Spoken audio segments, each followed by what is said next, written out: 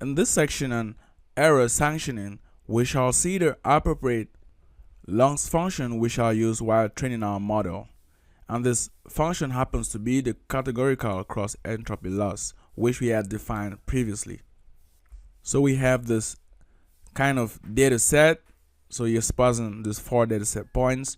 We have the image data, which is the 64 by 64 by 3 image, and then the output 1, output 2, output 3. Let's explain.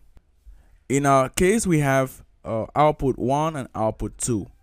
That is, for each of the images, we have just one category. So one image represents one category or one class.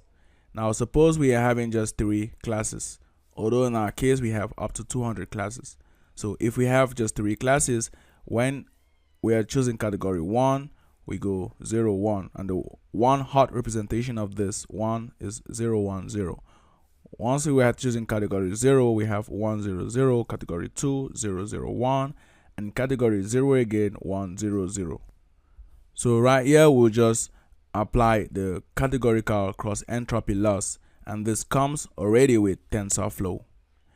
In other cases where you may have an image or an input not belonging to exactly one class, we may have this kind of case where instead of having 0, 1, 0 strictly, we have 0 0.2, 0 0.7, 0 0.1. So this image belongs to this first category 70%, and the other 20% is in the first category, and the other 1 or 10% belongs to the third category. In this other case, we have strictly 1, 0, 0. This other case, we have 0 0.2, 0 0.05, and 0 0.75, telling us that this image belongs to 75% to this third output or to this third category. And here we have the strict 1, 0, 0. Nonetheless, in this problem we're trying to solve, output 3 is not the case. So in our problem, we could represent our data as output 1 or output 2, because as we saw, each image belongs to one and only one class.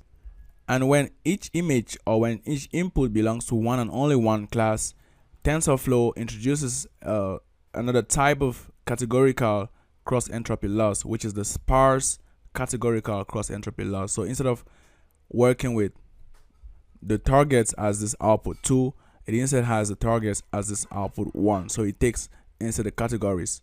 That's because each image belongs to one and only one class.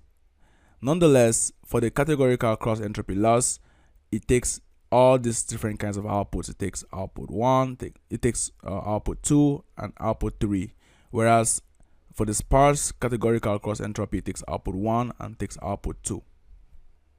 So practically, this is what we mean. Let's start by importing the different losses right here. This is exactly where we import the losses, tensorflow.keras.losses, import this.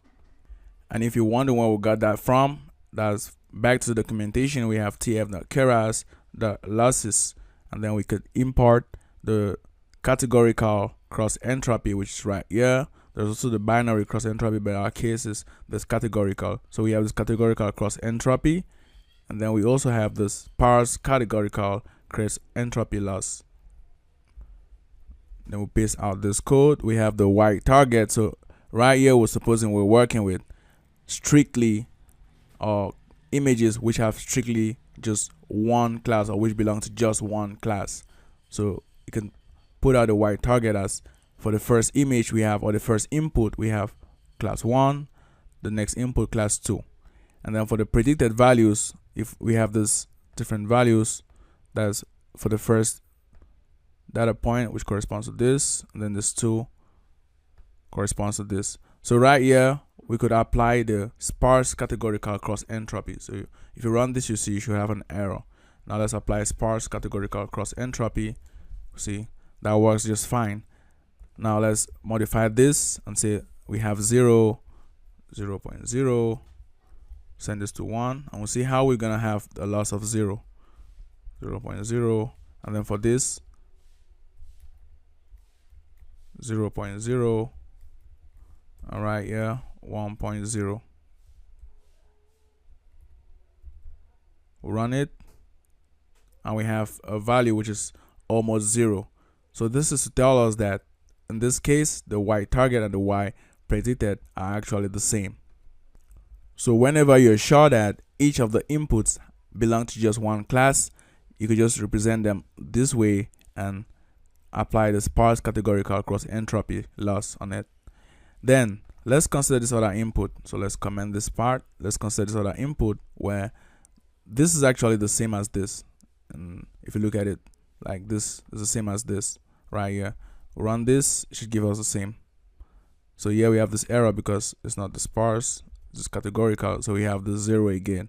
Now if we modify this, let's say 0.2, 0.1, 0.7, 0.5, 0.2, and then 0.3. So run this now and you see the loss. So this actually works because for the categorical cross entropy, we can consider cases where the outputs do not belong or the inputs do not belong to just one category. And that's it for this section on error correction.